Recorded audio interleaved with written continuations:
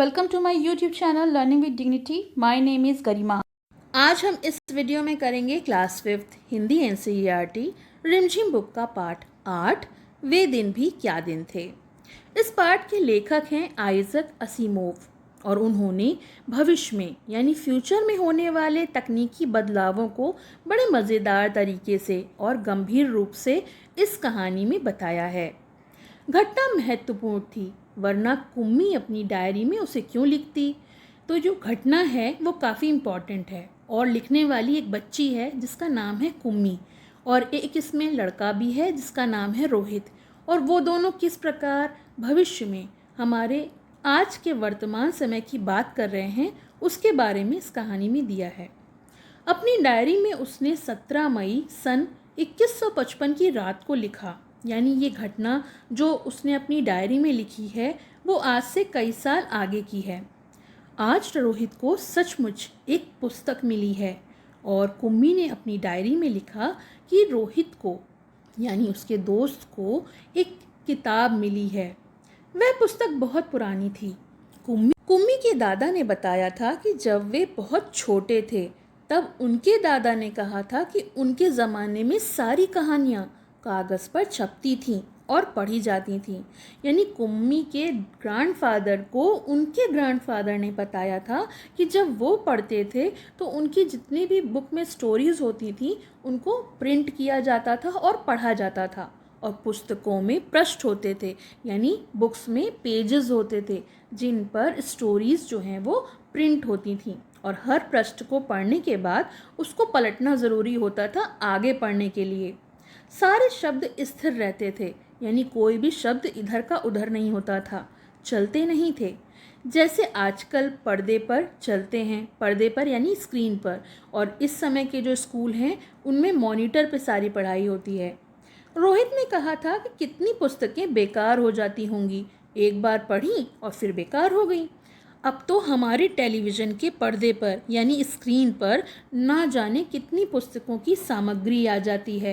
यानी एक बुक पढ़ी और पढ़ने के बाद मूव कर दी तो दूसरी बुक आ गई। फिर भी ये पुस्तक नई की नई रहती हैं क्योंकि उनको हाथ से छुआ तो जाता नहीं है। इस वजह से वो नई की नई बनी रहती हैं और पुरानी नहीं होती।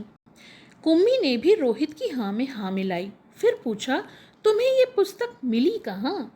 रोहित ने बताया, उसके घर में एक पुराना डिब्बा कहीं दबा पड़ा था, जैसे स्टोर रूम में सामान रखा होता है उसी प्रकार से।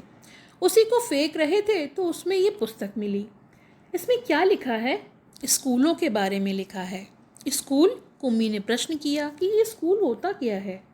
उसके विषय में लिखने को है ही क्या। हर विद्यार्थी के घर पर एक मशीन होती है जिसमें टेलीविज़न की तरह एक पर्दा लगा होता है और रोज़ नियमित रूप से उसके सामने बैठकर पढ़ना होता है। जो भी वो हमें याद करने को देता है हमें याद करना होता है और हमारी मशीन जो है हमें ये बताती है कि क्या सही है और क्या गलत। सारा गृह कार्य करना दूसरे दिन उसी मशीन में डाल देना होता है। हमारी गलतियों को बताकर वो हमें ये समझाती है कि क्या हमने गलतियाँ की हैं और उन्हें हमें सुधारना होता है। एक विषय पूरा होने पर वही मशीन हमारी परीक्षा यानी एग्ज़ाम भी लेकर आगे पढ़ाना शुरू कर देती है। कहते कहते कुम्मी थक गई। अंत में बोली, कितना उबाऊ होता होगा ना सारा स्कूल का काम। उबाऊ यानी बोर। रोहित मुस्कुराते हुए उसकी सारी बातें सुन रहा था और फिर उसने कहा, अरे बुद्धू, जैसे स्कूल का वर्णन यानी जिस स्कूल के बारे में इस किताब में बताया गया है वो इससे काफ़ी भिन्न यानी डिफ़र है। इसमें तो उन स्कूलों के बारे में लिखा है जो सदियों पहले होते थे। कुम्मी के मन में कुछ उत्सुकता जागी और बोली, फिर भी उन्हें यहाँ मशीन में बने अध्यापक तो होते ही होंगे ना। उत्सुकता होता है क्यूरोसिटी, कोई चीज़ जानने की इच्छा। कुम्मी को याद आया कि एक बार उससे भूगोल में रोज़ वही गलतियां होने लगी थीं। यानी जो मशीन में वो पढ़ रही थी उसके टेलीविज़न की स्क्रीन में कुछ गड़बड़ी आ गई थी और बार बार वही गलतियां बार बार दिखाई जा रही थीं। तो उसकी माँ ने मोहल्ले के अध्यक्ष को बताया था। तब एक आदमी आया और उसके मशीन के पुर्जे पुर्जे यानी जो मशीन का हर एक भाग होता है उसको अलग कर दिया।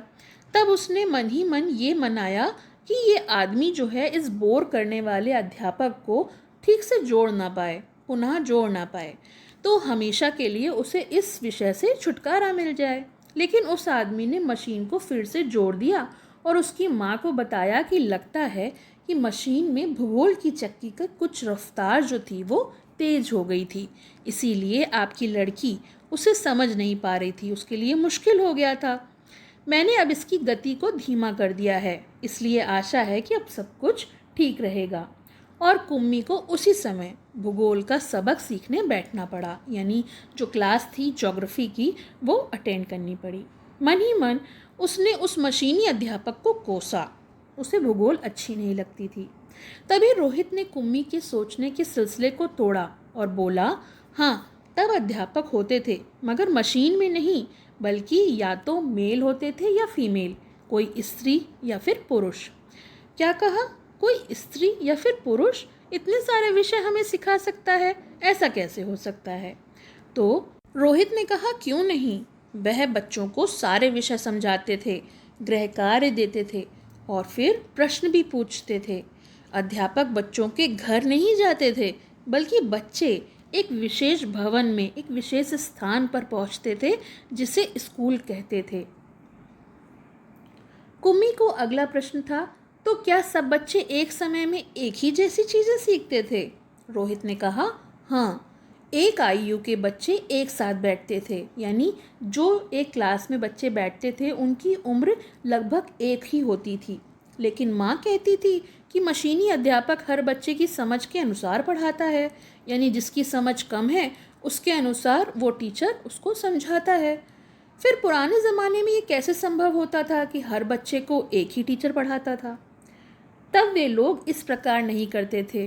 रहने दो, तुम्हारी इच्छा नहीं है तो मैं नहीं बताऊंगा। कुम्मी झट से बोली, नहीं नहीं, मैं उसे पढ़ना चाहूँगी कि तब के स्कूल कैसे होते थे, कितनी अजीब अजीब बातें जानने को मिलेंगी। इतने में अंदर से माँ की आवाज़ सुनकर कुम्मी बोली, लगता है क्लास का समय हो गया है। रोहित भी उठा और अपने घर की ओर चला गया और कुम्मी भी अपने घर की ओर चली गई। अंदर मशीन आगे सबक तैयार था, यानी क्लास का टाइम हो गया था। मशीन में से आवाज़ आनी शुरू हो गई, आज सबसे पहले तुम्हें गणित सीखना है, यानी मैथ्स की क्लास है। कल का होमवर्क छेद में डालो, यानी होमवर्क को इंसर्ट करो। कुमी ने वैसे ही किया। वह सोच रही थी कितने अच्छे होते होंगे पुराने स्कूल, जहाँ एक ही आयु के सारे बच्चे, एक ही उम्र के सारे बच्चे हंसते खेलते कूदते स्कूल जाते होंगे, पढ़ने में कितना मज़ा आता होगा और पढ़ाने वाले पुरुष या फिर स्त्रियां होते होंगे। कुम्मी ये सब सोच ही रही थी कि इतने में मशीन से आवाज़ आना शुरू हो गई और पर्दे पर चलते हुए अक्षर एवं अंक आने शुरू हो गए, यानी गणित की कक्षा जो थी वो शुरू हो गई थी। और कुम्मी सोच रही थी कि तब स्कूल जाने में कितना आनंद यानी मज़ा आता होगा, सब कितने खुश होते होंगे, कितने सारे बच्चे होते होंगे एक ही उम्र के। तो ये जो कहानी है ये आइजैक असीमोव ने ये बताने के लिए लिखी है कि भविष्य में किस प्रकार के स्कूल होंगे। आज से कुछ साल आगे के बारे में बताते हुए उन्होंने ये बताया है कि तकनीकी बदलावों के कारण आज के बच्चे और उस समय के बच्चे क्या महसूस करते हैं। तो चलिए अब इसके प्रश्नोत्तर और शब्दार्थ देख लेते हैं। प्रश्न 1, असीमोव की कहानी 2155 यानी भविष्य में आने वाले समय के बारे में है। फिर भी कहानी में थे का इस्तेमाल हुआ है जो बीते समय के बारे में बताता है, तो ऐसा क्यों है? तो इसका उत्तर है, आइजैक असीमोव की कहानी में 2155 यानी भविष्य में आने वाले समय के बारे में है, लेकिन कहानी में वर्तमान समय दिखाया गया है। मतलब वर्तमान समय में कहानी के दो प्रमुख किरदार कुम्मी और रोहित एक दूसरे से बातें कर रहे हैं। बेशक कहानी के मुताबिक 2155 का समय वर्तमान रूप में चल रहा है, लेकिन उसके दादाजी की डायरी की और बातें भूतकाल की हैं। चूँकि कहानी में कुम्मी और रोहित के दादाजी की बातें चल रही हैं, इसलिए इसमें बीते समय को दर्शाने के लिए थे शब्द का इस्तेमाल किया गया है। प्रश्न 2, कुम्मी के हाथ में जो किताब आई थी वह कब छपी होगी? तो उत्तर है, कुम्मी के हाथ में जो किताब आई थी वो सन 2155 से पहले यानी आज के ज़माने की छपी होगी। यह कहानी भविष्य की चिंताओं और तकनीकी दुनिया को ध्यान में रखकर लिखी गई है कि वो समय कैसा होगा। प्रश्न 3, तुम कागज़ पर छपी किताबों से पढ़ते हो, पता करो कि कागज़ से पहले की छपाई किस किस चीज़ पर हुआ करती थी। तो इसका उत्तर है कागज़ से पहले छपाई के लिए ताम्र पात्र, खजूर के पत्ते, लकड़ी, धातु से बने पत्रों इत्यादि का इस्तेमाल किया जाता था। प्रश्न 4, तुम मशीन की मदद से पढ़ना चाहोगे या अध्यापक की मदद से? दोनों के पढ़ाने में किस किस तरह की आसानियाँ और मुश्किलें हैं? तो इसका उत्तर है देखा जाए तो अध्यापक और मशीन दोनों की अपनी अपनी आसानियाँ और मुश्किलें हैं।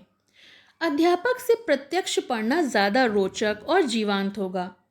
उनसे आपस की संवेदनाओं और ज़रूरतों को साझा यानी आपस में एक दूसरे से शेयर किया जा सकता है और वो ज़्यादा लाभप्रद होगा। मगर जहाँ अध्यापक को भी कोई विषय वस्तु समझ में नहीं आ रही है तो वहाँ उन्हें भी तकनीक या फिर मशीन का सहारा लेना पड़ सकता है। मशीन अध्यापक की अपेक्षा बिना रुके थके हमें घंटों पढ़ा सकती है, मगर मशीन के सामने हम अपना नियंत्रण नहीं रखते और अपना अनुशासन खो सकते हैं, क्योंकि मशीन तो हमारे नियंत्रण में होती नहीं है, जबकि अध्यापक से पढ़ते समय उनकी नज़रों में हम बने होते हैं और अनुशासित रहते हैं। प्रश्न 5, रोहित ने कहा था कि कितनी पुस्तकें बेकार हो जाती होंगी, एक बार पढ़ी और फिर बेकार हो गई। क्या सचमुच में ऐसा होता है? उत्तर है ऐसा नहीं है कि पढ़ने के बाद पुस्तकें बेकार हो जाती हैं। जब एक व्यक्ति कुछ सीख लेता है तो उस किताब को दूसरा व्यक्ति पढ़कर उससे ज्ञान प्राप्त कर सकता है, जिसके कारण कई लोगों को महत्वपूर्ण जानकारी मिलती रहती है। यदि ऐसा न होता तो आज जगह जगह जो पुस्तकालय हैं यानी लाइब्रेरी हैं उनका कोई अस्तित्व नहीं होता। चलिए इसके शब्द अर्थ देख लेते हैं। उत्सुकता यानी कुछ जानने के लिए उत्सुक होना, क्यूरोसिटी। पुर्जे पुर्जे यानी मशीन का हर भाग या हिस्सा। रफ्तार होती है गति या चाल, स्पीड। पृष्ठ यानी पेजेस, पन्ना। पश्चात यानी बाद में, सदियों पहले यानी वर्षों पहले या फिर सालों पहले। सबक होता है पाठ, आरंभ यानी शुरू करना या स्टार्ट करना। तो ये तो हो गया प्रश्नोत्तर और पाठ शब्दार्थ। आपको कैसे लगे ये ज़रूर बताइए और पसंद आए तो लाइक का बटन दबाइए। पसंद आया हो तो लाइक करें, शेयर करें और चैनल को सब्सक्राइब करें।